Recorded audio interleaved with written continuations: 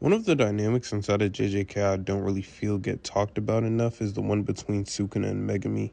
To me, this is one of, if not the best dynamic within the series of JJK. To fully understand this dynamic, I feel like it's best to start off with the explanation on how both of them tie into the Ten Shadows. From a literal sense in the story, we see that Sukuna likes the ability of the Ten Shadows simply because he could see the potential within it.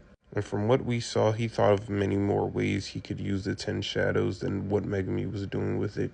But from a narrative standpoint, it's so much deeper than that. To start off, we'll have to understand Megumi's side of things. Megumi in narrative is a puppet. When we look at Megumi's morals and why he does things, it always ties back to somebody else. This main person would be Sumiki. From the start of the series, we see that she shapes his entire worldview. Whether it's who to help or who he likes, it all boils down to what Sumiki taught him from back in the day. Especially when she gets put into a coma, this gets put into overdrive. So when I say he's a puppet, I don't mean this in a bad sense. It just means he's not doing this for himself. But this type of thinking hinders him as a sorcerer. But there were definitely positives that come out of it though. The reason he so deeply trusts Yuji is because he reminds him of Sumiki, which is one of the reasons why he didn't try to go ahead with executing him on spot, as well as him not joining the Zen clan from early on because he was worried about what would happen to Sumiki.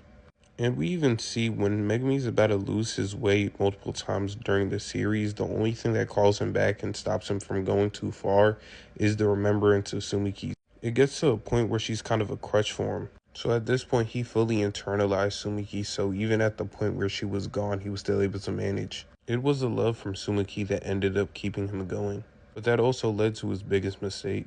The relief of getting Sumiki back caused him to overlook his greatest strength, which is his judgment. Megumi, the greatest critical thinker in this series, overlooked one aspect simply because he was happy to have Sumiki back.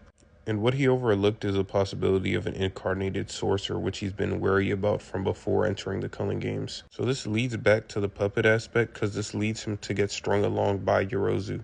This then creates irony within the series for Megumi, because he's a puppet master and he's the one who's constantly getting strung along. And then this is the moment where he finds out that he is the puppet in this situation. Megumi can no longer think rationally after that happens. Then this leads to the true puppet master coming along, because that opportunity is what Sukuna needed to make Megumi his vessel. Because from this point on, Sukuna is the one who strings along Megumi and the shadows. And now to fully understand this dynamic, we'll have to look into the Sukuna side of things.